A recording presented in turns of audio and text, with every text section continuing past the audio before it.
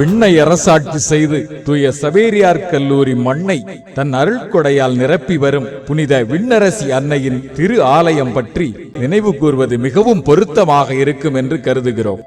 தூய சவேரியார் கலைமணிகளின் அதிபரும் தூய சவேரியார் கல்லூரியின் முதல்வருமாய் இருந்த அருள் திரு கே.ஏ. சூசை சேசா அவர்களின் பெரும் முயற்சியால் 1958 தொடங்கி 1959 எழுப்பப்பட்டதுதான் இந்த ஆலயம். ஒளியும் உய்வும் உண்மையால் என்ற கல்லூரி விருது வாக்கினை தாங்கிய தோரண வாயிலுடன் நகரின் முக்கிய சாலையை நோக்கி இவ்வாலயமானது அமைந்துள்ளது. இரட்டை கோபுரங்களை கொண்ட முகப்பு தோற்றம் இவ்வாலயத்தை மெருகூட்டுகிறது. முகப்பு தோற்றமானது 150 அடி நீளமும் 46 அடி அகலமும் கொண்டது. நடுக்கூடத்தின் உயரம் 40 அடிகள்.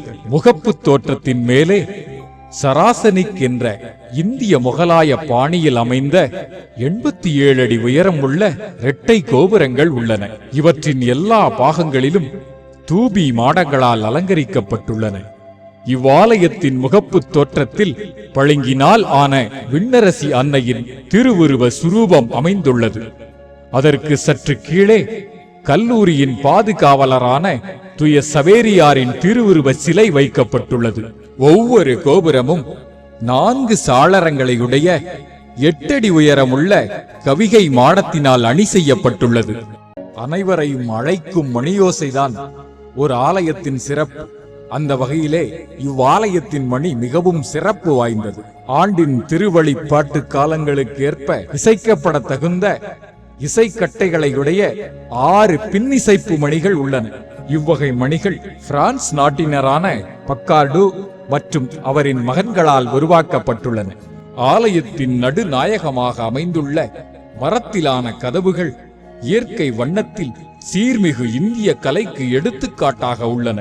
கதவுகளுக்கு மேலே பெரிய இதழ்களையுடைய கண்ணாடியால் ஆன தாமரை பூ 8 அடிக்கு 4 அடி என்பதாக அமைந்துள்ளது. ஒரே நேரத்தில் 1000 பேர் அமர்ந்து வழிபட வசதியாக இவ்வாலயமானது அமைக்கப்பட்டுள்ளது. வடக்கில் இருந்து தெற்காக 140 அடிக்கு 24 அடி என்பதாக அமைந்துள்ளது. திரு ஆலயத்தின் தரைத்தளமானது பளிங்கினால் அமைக்கப்பட்டுள்ளது.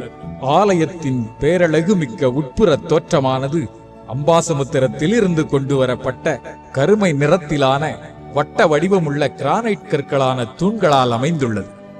இதன் நடுப்பகுதி மட்டும் பளபளப்பு ஊட்டப்பட்ட சலவை கற்களால் ஆனது. தூண்களின் மேற்பகுதிகள் இதழ் விரிக்கும் தாமரை மொட்டுக்களைப் போல் மிக நேர்த்தியாக அமைக்கப்பட்டுள்ளது. தூண்களின் மேல் இருக்கும் சிற்பக்கலைகள் இந்திய முறையிலானது. இத்தூண்கள் அனைத்தும் சராசனிக் என்ற முகலாய பாணியில் அமைந்த வளைவுகளால் ஒன்றோடு ஒன்று இணைக்கப்பட்டுள்ளது. மர வேலைப்பாடுகளை கொண்ட 9 கதவுகளும் ஆலயத்தின் எளிமையையும் அழகினையும் காட்டுவதாய் அமைந்துள்ளது. இரும்பினால் மட்டுமல்லாமல் கிரில்களால் ஆன சாளரங்கள் மிக நேர்த்தியானவை. ஒவ்வொரு சாளரத்திலும் 2 மீன்கள் சிலுவை பதிக்கப்பட்ட ஒரு நற்கருணையை தாங்கியபடி அமைக்கப்பட்டுள்ளது. இவ்விரு மீன்களும் கிறித்துவை பிரதிநிதித்துவப்படுத்தும் ஆதிகால திருச்சபை வாழ்க்கை முறையினை அடையாளப்படுத்துவதாய் அமைந்துள்ளது.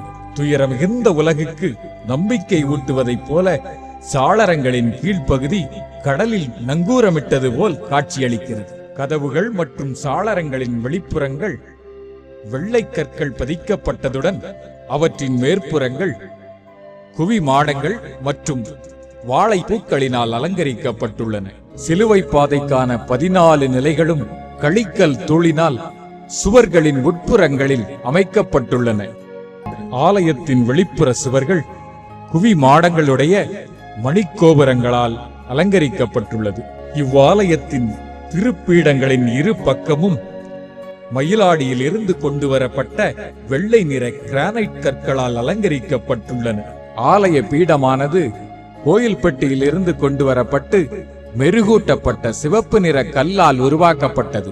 ஒரு பெலிக்கான் பறவையானது தன் இரத்தத்தையே குஞ்சுகளுக்கு உணவாய் தரும் காட்சியானது இப்பீடத்தின் மீது செதுக்கப்பட்டுள்ளது. இந்த ஆலயத்தின் பீடத்தில் அதிக சுரூபங்கள் இல்லாதது மிகவும் குறிப்பிடத்தக்க ஒன்று.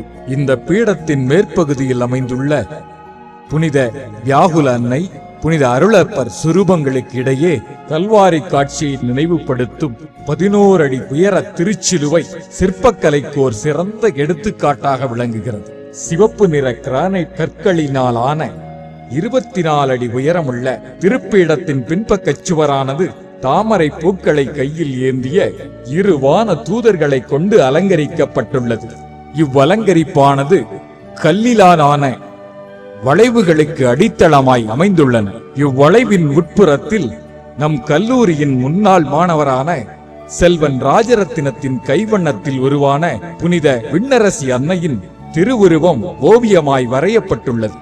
அழகான ஒரு பொருள் நிறைவான மகிழ்ச்சிக்கு காரணமாகிறது. அந்த மகிழ்ச்சி கடவுளை மையப்படுத்தி இருக்கிறது. தலைமுறை தோறும் நம் ஆலயத்தை நாடி வருவோருக்கு அது அபரிவிதமான அருளை வாரி வழங்குவதாகும்.